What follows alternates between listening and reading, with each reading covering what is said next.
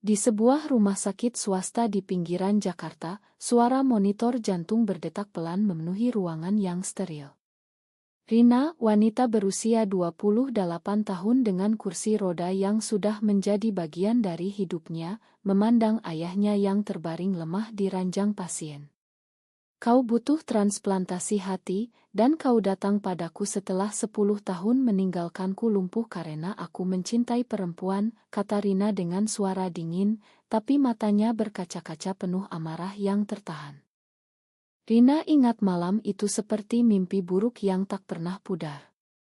Saat berusia 17 tahun, dia ketahuan ayahnya sedang berciuman dengan pacarnya, seorang gadis tetangga bernama Lina.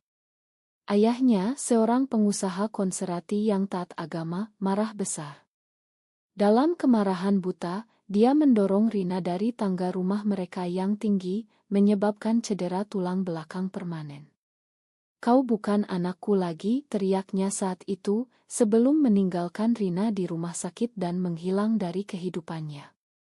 Ibu Rina, yang lemah dan takut, hanya bisa menangis tapi tak berani melawan suaminya. Sejak itu, Rina hidup sendirian, belajar mandiri dengan kursi roda, dan membangun karir sebagai desainer grafis sukses di sebuah agensi di Jakarta. Kini, ayahnya, Bapak Surya, muncul kembali. Dia sakit parah, hati gagal karena tahun-tahun minum berat dan stres bisnis yang bangkrut. Dokter bilang dia butuh donor dan biaya operasi jutaan rupiah. Rina, tolonglah ayahmu. Ini kesempatan untuk memakan, pinta ibunya melalui telepon, suara gemetar. Tapi Rina tahu ini bukan tentang Ma, ini tentang uang. Ayahnya tak pernah minta Ma atas apa yang dilakukannya. Malah, dia masih memanggil orientasi seksual Rina sebagai penyakit dalam pesan singkatnya. Rina menutup mata, merasakan sakit lama yang bangkit kembali. Bagaimana dia bisa membantu orang yang menghancurkan hidupnya?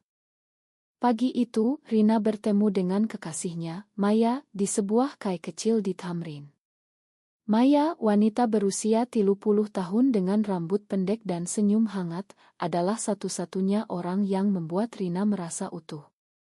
Mereka bertemu 2 tahun lalu di sebuah acara komunitas LGBT di Jakarta, di mana Maya bekerja sebagai aktivis hak asasi manusia. Jangan biarkan dia menyakitimu lagi, Rin, kata Maya sambil memegang tangan Rina. Tapi Rina ragu. Di satu sisi, dia ingin membiarkan ayahnya menderita sebagai balas dendam. Di sisi lain, keyakinan agamanya yang masih melekat membuatnya bertanya, apakah menolak membantu berarti dia sama jahatnya? Konflik dalam hati Rina semakin dalam saat ibunya datang ke apartemennya malam itu. Ayahmu menyesal, Rin. Dia bilang dia salah besar. Tolong, ini soal keluarga, rayu ibunya dengan air mata. Rina melihat wajah ibunya yang keriput, ingat bagaimana ibu diam saja saat ayah mendorongnya. Kenapa kau tak pernah bela aku, Bu? Kau tahu aku lumpuh karena dia, tapi kau pilih diam. Ibu Rina terdiam, lalu mengaku bahwa dia takut diceraikan dan kehilangan segalanya. Itu adalah pengakuan pertama, tapi terlambat. Rina merasa dikhianati 2 kali, oleh ayah dan ibu. Esok harinya, di kantor, Rina tak bisa fokus. Rekan kerjanya, seorang pria ramah bernama Andi, bertanya apa yang salah. Rina cerita singkat, dan Andi, yang ternyata punya saudara gay, bilang, masyarakat kita masih penuh prasangka, Rin. Tapi kau tak wajib makan yang menyakiti. Kata-kata itu membuat Rina berpikir. Dia ingat masa remajanya saat dia pertama kali sadar suka pada perempuan. Di sekolah SMA di Jakarta, teman-temannya mengolok-olok lesbian sebagai penyimpang. Guru agama bahkan bilang itu dosa besar. Rina sembunyikan perasaannya lama, tapi saat bertemu Lina, dia tak tahan lagi. Hubungan dengan Lina berakhir tragis setelah kecelakaan itu. Lina takut keluarganya pindah, dan Rina ditinggal sendirian. Itu membuat Rina trauma, sulit percaya pada cinta. Sampai Maya datang dengan keberaniannya melawan diskriminasi. Maya pernah ditolak keluarganya sendiri karena lesbian, tapi dia bangkit dan jadi aktivis. Kita harus lawan, bukan lari, kata Maya selalu. Tapi sekarang, dengan ayah muncul kembali, Rina merasa dunia lamanya kembali menghantui. Malam itu, Rina mimpi buruk, dia melihat ayahnya mendorongnya lagi, tapi kali ini Maya yang jatuh. Bangun dengan keringat dingin, Rina telepon Maya. Aku takut kehilanganmu karena ini, katanya. Maya datang ke apartemen, memeluk Rina erat. Kita hadapi bersama. Tapi keputusanmu harus dari hati, bukan dendam. Mereka bicara panjang lebar tentang bagaimana masyarakat Indonesia masih sulit terima LGBT, terutama di keluarga tradisional. Undang-undang tak lindungi mereka sepenuhnya, dan cerita seperti Rina banyak terjadi diam-diam. Pagi berikutnya, Rina dapat pesan dari ayah, datanglah ke rumah sakit. Kita bicara. Rina ragu, tapi akhirnya pergi. Di sana, ayahnya terlihat lemah, tapi matanya masih keras. Aku butuh bantuanmu, Rina. Bisnis bangkrut, tak ada uang. Tak ada hanya permintaan. Rina marah, kau pikir uang bisa ganti kakiku? Ayah balas, itu kecelakaan. Kau yang salah dulu. Debat sengit terjadi, membuat perawat masuk. Rina pergi dengan hati hancur, tapi juga tekad baru. Dia sadar, ini bukan akhir, tapi awal dari pertarungan lebih besar. Di akhir hari itu, Maya ajak Rina ke pertemuan komunitas LGBT. Di sana, Rina dengar cerita orang lain, seorang wanita ditolak keluarga, yang lain dipecat kerja karena orientasinya. Itu buat Rina sadar, masalahnya bukan hanya pribadi, tapi sosial.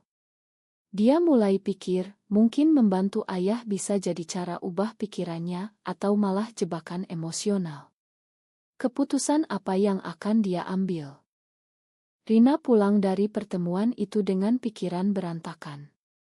Maya memegang tangannya sepanjang jalan, tapi Rina merasa jarak tumbuh di antara mereka. Kenapa kau diam saja? Tanya Maya saat mereka tiba di apartemen. Rina menghela napas panjang. Aku takut kalau aku bantu ayah, kau anggap aku lemah. Tapi kalau tidak, aku merasa bersalah sebagai anak. Maya duduk di sampingnya, mata penuh pengertian. Ini bukan soal lemah atau kuat, Rin. Ini soal apa yang benar buatmu. Aku dukung apapun pilihanmu, asal jangan biarkan itu hancurkan kita. Keesokan harinya, di kantor, Rina dapat telepon dari rumah sakit. Kondisi ayahnya memburuk, dia butuh operasi segera. Ibu Rina menangis di telepon, tolong, Rin. Dia ayahmu. Rina merasa terpojok. Dia ingat masa kecilnya, saat ayah masih baik, ajarinya naik sepeda di halaman rumah di Bogor. Tapi kenangan itu pudar diganti ingatan dorongan tangga. Kenapa sekarang? Kenapa bukan 10 tahun lalu, gumam Rina sendirian. Sore itu, Rina bertemu adiknya, Dito, yang baru pulang dari kuliah di Bandung. Dito, berusia 22 tahun, adalah satu-satunya saudara yang masih kontak dengannya. Kak, ayah memang salah besar. Tapi kalau kau tak bantu, dia mati, kau akan menyesal seumur hidup, kata Dito di sebuah warung kopi. Rina terkejut, Dito tahu soal kejadian itu. Iya, Bu, cerita. Aku marah sama ayah, tapi dia keluarga. Debat panas terjadi. Rina bilang keluarga yang menyakiti tak layak dibantu. Dito balas, makan bisa sembuhkanmu juga, Kak. Malamnya, Rina dan Maya bertengkar pertama kali. Maya ingin Rina tolak ayah, karena itu bisa buka luka lama. Dia tak pantas dapat uangmu setelah apa yang dilakukannya, seru Maya. Rina marah, kau tak paham tekanan keluarga Indonesia. Di sini, anak harus patuh, walau orang tua salah. Maya mundur, tapi sakit hati. Aku paham, Rin. Aku juga pernah ditolak keluargaku. Tapi aku pilih hidup bebas, bukan terjebak masa lalu. Mereka tidur terpisah malam itu pertama kalinya sejak pacaran. Pagi berikutnya, Rina ke rumah sakit sendirian. Ayahnya terlihat lebih lemah, tapi masih keras kepala. Aku tak minta maaf atas pilihanmu yang salah, tapi aku butuh bantuan, katanya. Rina tertawa getir. Pilihan? Ini siapa aku, Pak? Kau lumpuhkan aku karena itu. Ayah diam, lalu bilang, masyarakat kita tak terima. Aku lindungi nama keluarga. Rina marah besar, lindungi.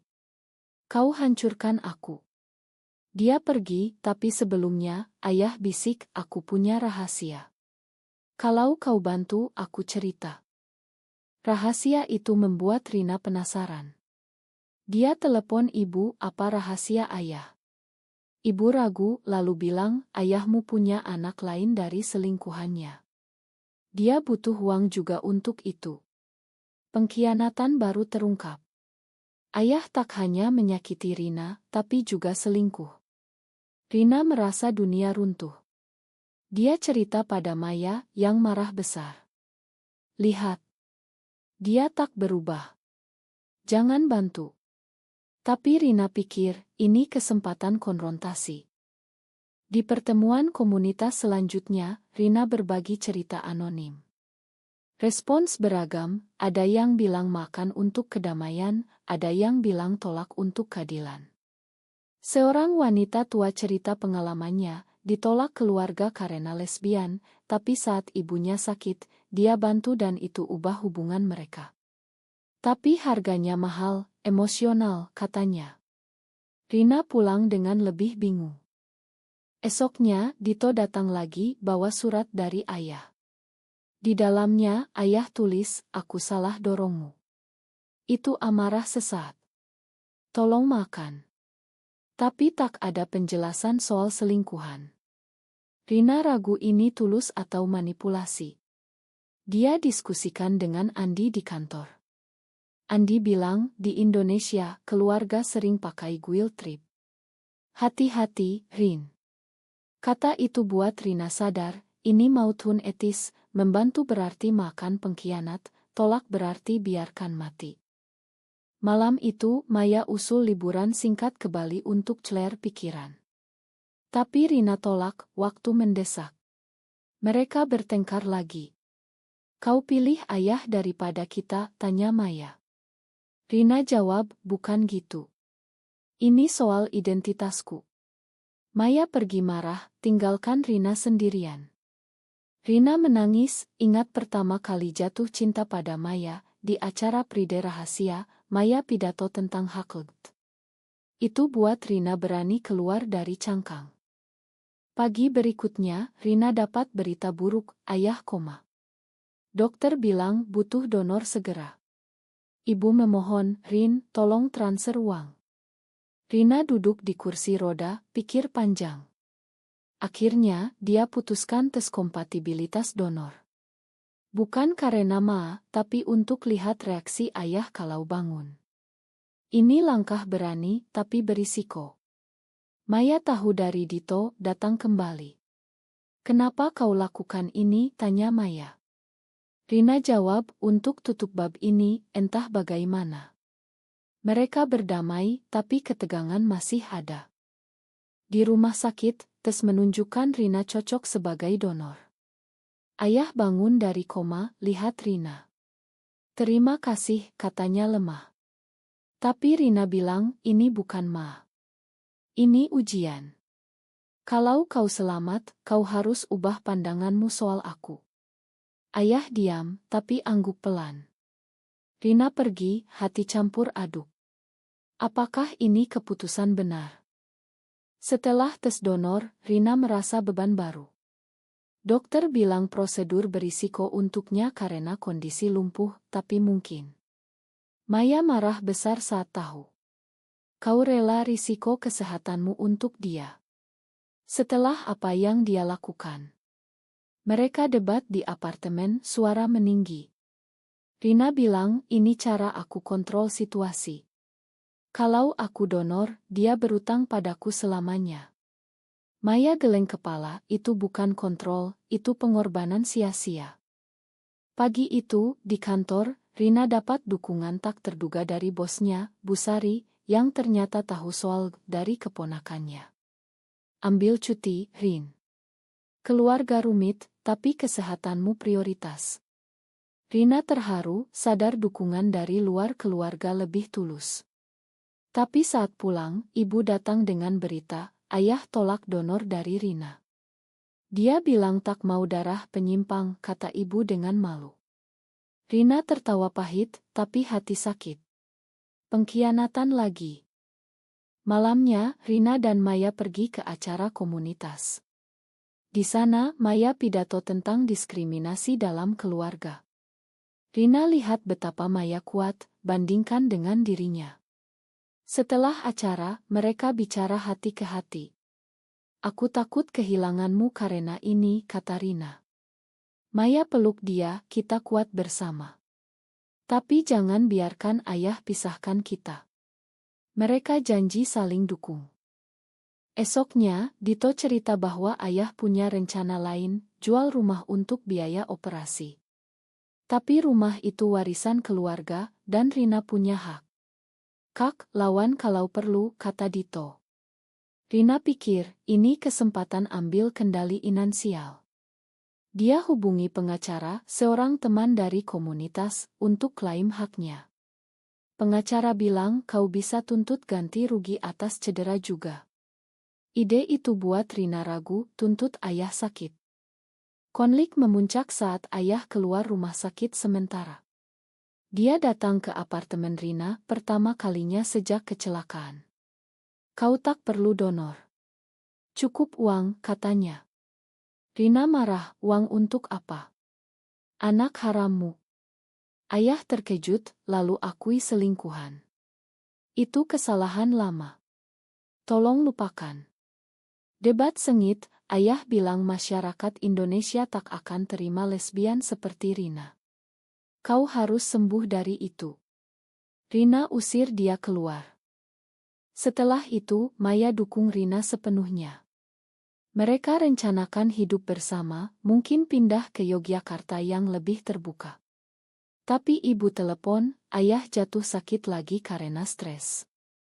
Ini salahmu, Rin, kata ibu. Rina merasa bersalah, meski tahu itu manipulasi. Di pertemuan komunitas, dia cerita lengkap. Respons campur, ada yang dukung tuntut, ada yang saran mediasi. Pagi berikutnya, Rina ke pengacara. Mereka siapkan tuntutan, ganti rugi cedera dan hak waris. Tapi hati Rina berat. Dia ingat ajaran agama, makan orang tua. Tapi juga ingat penderitaan, tahun-tahun terapi, depresi, kehilangan mobilitas. Maya bilang, ini bukan dendam, ini keadilan. Malam itu, mimpi buruk kembali, ayah mendorong Maya. Rina bangun menangis, telepon Dito. Aku tak tahu harus apa. Dito bilang, datang ke rumah. Kita bicara keluarga. Rina setuju, meski ragu. Di rumah lama di Bogor, suasana tegang. Ayah, ibu, Dito hadir. Ayah bilang, aku tak mau tuntutan. Mari damai. Tapi Rina tuntut ma tulus. Ayah ragu, lalu bilang, aku salah.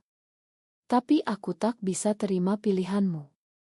Itu bukan ma penuh. Debat memanas.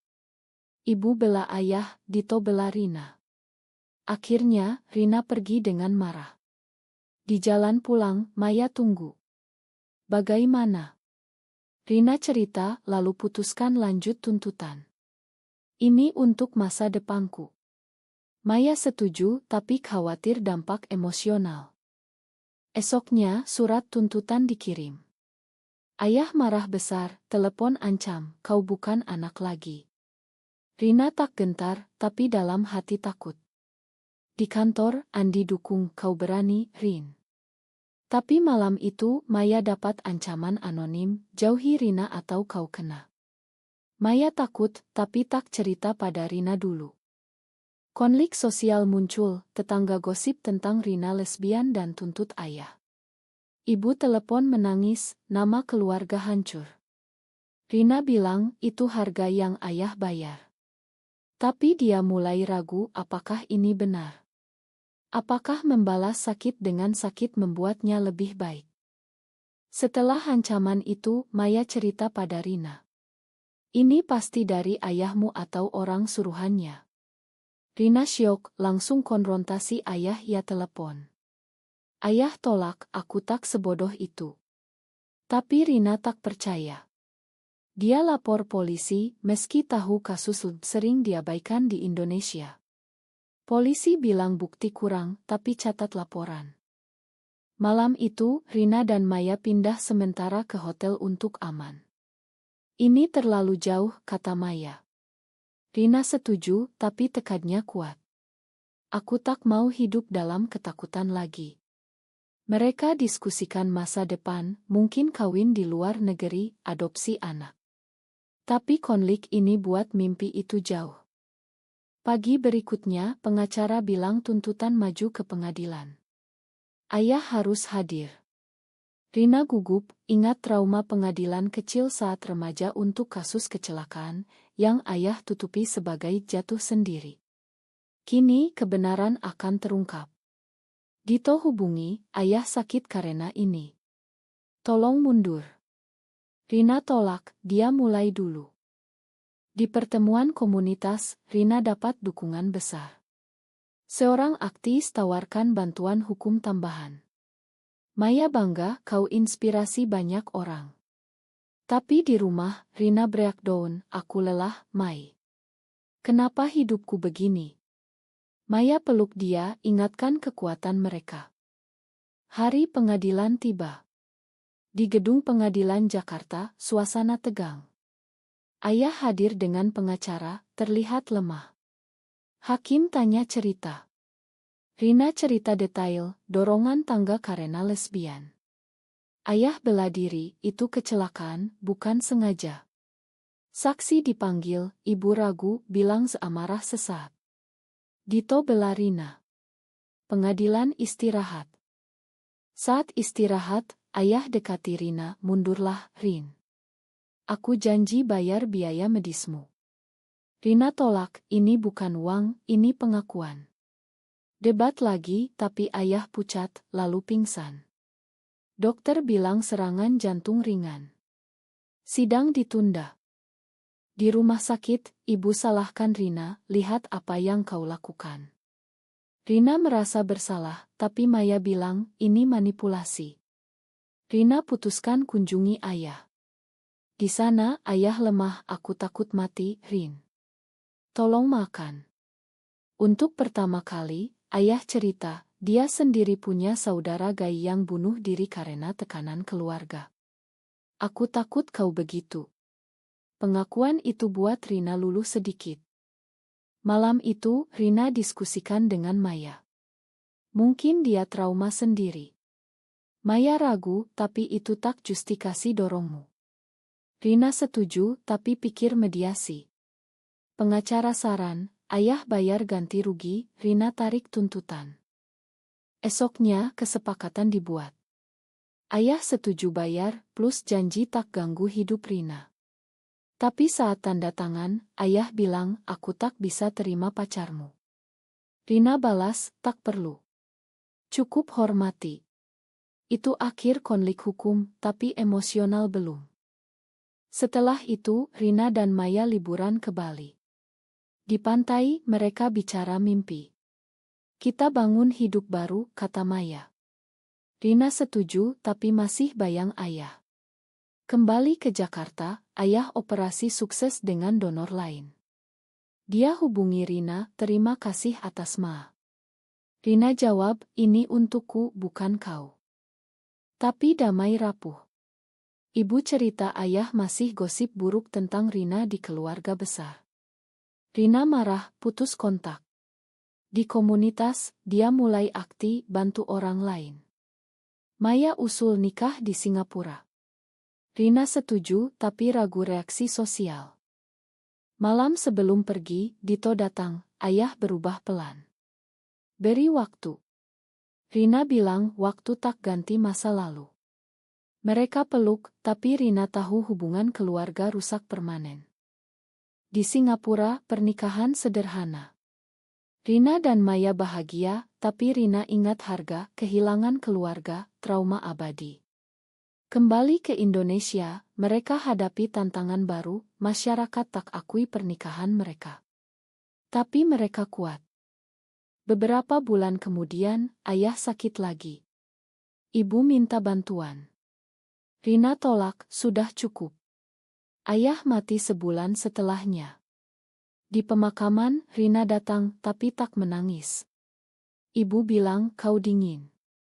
Rina jawab, ini harga yang aku bayar. Setelah itu, Rina fokus karir dan aktivisme. Maya hamil IAI, mimpi keluarga kecil. Tapi Rina sering renung, apakah makan ayah lebih baik?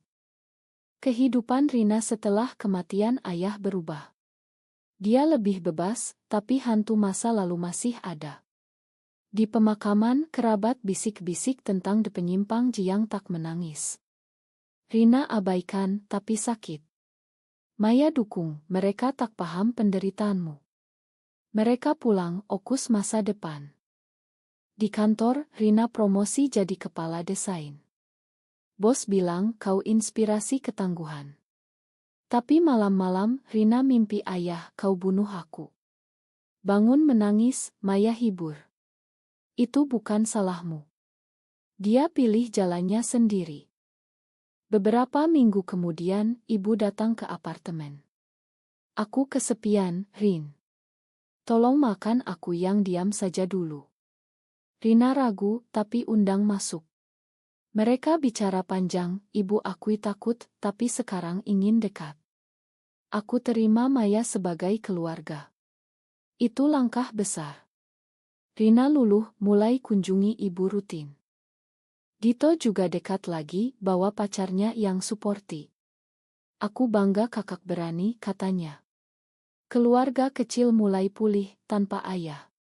Tapi Rina tahu, luka tak hilang sepenuhnya. Di komunitas LGBT, Rina jadi pembicara. Dia cerita kisahnya, dari lumpuh karena diskriminasi, sampai bangkit. Banyak yang terinspirasi, termasuk gadis muda yang mirip remajanya. Jangan biarkan keluarga hancurkanmu, pesan Rina. Maya bantu mereka buka konseling online untuk korban. Tahun berlalu, Maya lahirkan bayi perempuan ia surrogate. Mereka namai dia Lita, simbol harapan baru. Ibu Rina datang lihat cucu, meski tak resmi. Ini berkah, katanya. Rina bahagia, tapi renung mautun, apakah membantu ayah dulu akan ubah segalanya. Suatu hari, Rina baca berita, undang-undang anti-diskriminasi maju di Per. Dia ikut kampanye, ingat ayah sebagai contoh buruk.